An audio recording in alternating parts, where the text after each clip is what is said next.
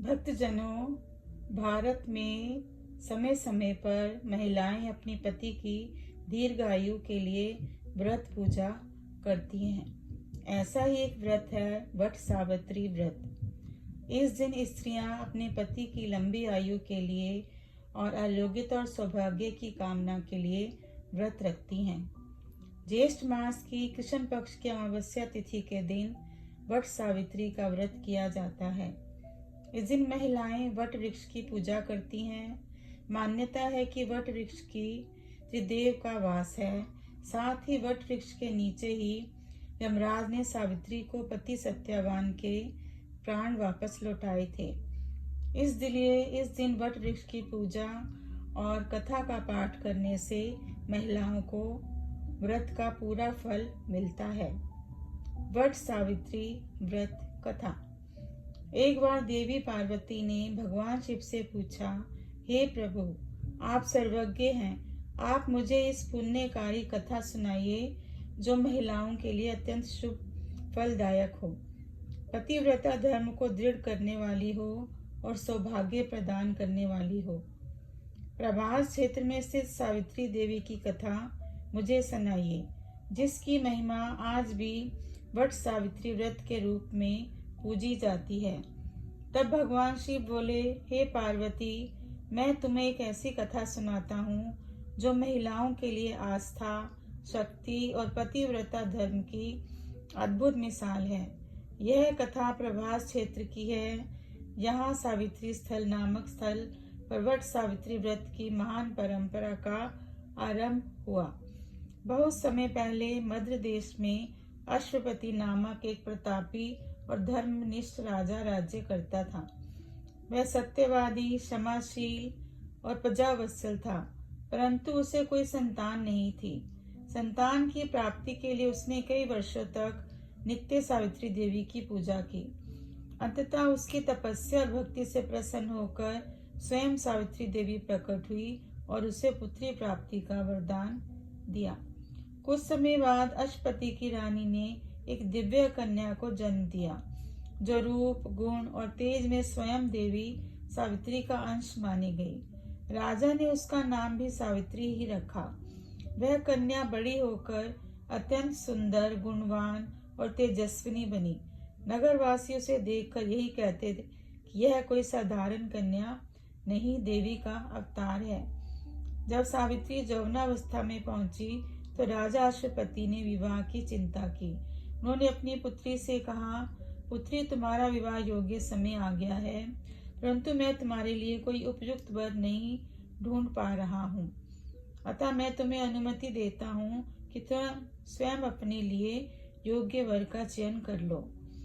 राजा के निर्देश पर सावित्री कुछ वृद्ध और बुद्धिमान मंत्रियों के साथ वन क्षेत्रों की यात्रा पर निकली। यहाँ उन्होंने कई तपस्वी और राजवंशीय परिवारों को देखा और अंततः शाल्व देश के निष्कासित राजा धूम्रसेन के पुत्र सत्यवान को अपना वर चुन लिया। सत्यवान नेत्रहीन राजा के साथ वन में जीवन व्यतीत कर रहा था। वह अत्यंत धर्मनिष्ठ, सत्यवादी और सेवापरायण युग का था। जब सावित्री अपने चयन की जानकारी लेकर लौटी तो वहां देवर्षि नारद पहले से उपस्थित थे।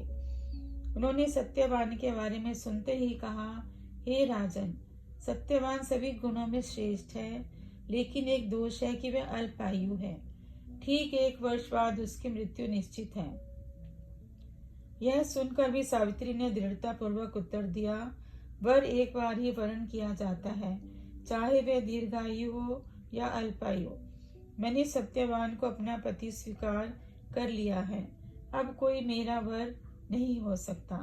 राजा ने सावित्री की दृढ़ता देखकर नारद की सहमति से शुभ मुहूर्त में सत्यवान से उसका विवाह कर दिया। विवाह के पश्चात सावित्री पति के साथ वन में निवास करने लगी और आश्रम में जीवन को अपनाया। सावित्री को नारद मुनि की बात कही याद थी, इसलिए वह प्रतिदिन दिन रात की गणना करती रहती। जब सत्यवान की मृत्यु के 3 दिन शेष रह गए, तब सावित्री ने उपवास कर संकल्प किया। तीसरे दिन उसने वट वृक्ष के नीचे व्रत करते हुए देवी सावित्री की पूजा की। पूजा उपरांत वे अपने पति सत्यवान के साथ लकड़ी लेने वन की ओर गई। वन में सत्यवान को अचानक सिर में तेज पीड़ा हुई और वह सावित्री की गोद में सिर रखकर लेट गया। तभी सावित्री ने देखा एक तेजस्वी कृष्णवर्ण पीत वस्त्रधारी मुकुटधारी पुरुष वहां आए। उनकी उपस्थिति दिव्य प्रतीत हो रही थी। सावित्री ने उन्हें प्रणाम करके पूछा, आप कौन हैं? वे बोले, मैं यमराज हूँ। तुम्हारे पति की आयु पूर्ण हो चुकी है, अतः मैं स्वयं उसकी आत्मा लेने आया हूँ। यमराज ने सत्यवान की आत्मा को अंगुष्ठ के आकार से निकालकर दक्षिण दिशा की ओर प्रस्थान किया। सावित्री भी उनके पीछे पीछे चलने लगी।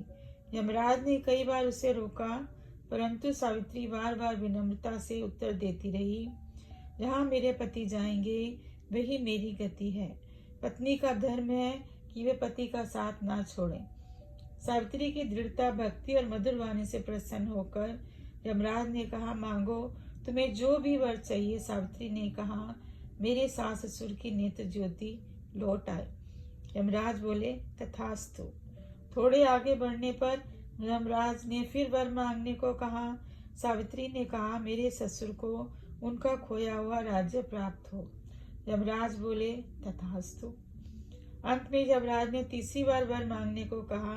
सावित्री ने कहा, मुझे सत्यवान से उत्पन्न 100 पुत्रों का वर दीजिए। यमराज मुस्कुराए और बोले, तथास्तु। परंतु अगले ही क्षण उन्हें भान हुआ कि यह वर तो तभी संभव होगा जब सत्यवान जीवित रहेगा। अपनी ही बातों में बंधकर यमराज ने सत्यवान की आत्मा को मुक्त कर दिया और कहा, हे पतिव्रता स्त्री, तुम्हारे सत्य, तप, भक्ति और प्रेम ने मुझे भी पराजित कर दिया। मैं तुम्हें आशीर्वाद देता हूँ कि तुम्हारा वैवाहिक जीवन दीर्घ और सुखमय हो। सावित्री अपने पति सत्यवान के साथ लौट आई। आश्रम में पहुंचने पर उसने देखा कि उनके सास ससुर की आंखों की ज्योति लौट आई है और धूम्रसेन को उनका राज्य भी प्राप्त हो गया है। समय के साथ सावित्री को 100 पुत्र भी प्राप्त हुए और वह पतिव्रता धर्म की प्रतीक बन गई। एक बार देवी पार्वती ने पूछा कि भगवान शिव से कि आप तो सर्वज्ञ हैं, इसलिए जिस तरह से आपने सावित्री के पति का प्राण लौटाए, उसको जीवन दान दिया, वैसे ही सभी के पतियों को जीवन दान दीजिए। श्रीवत सावित्री कथा समाप्त। भक्तजनों, कृपया मेरे चैनल को सब्सक्राइब करिए और मेरे प्रोत्साहन को बनाए रखिए। धन्यवाद।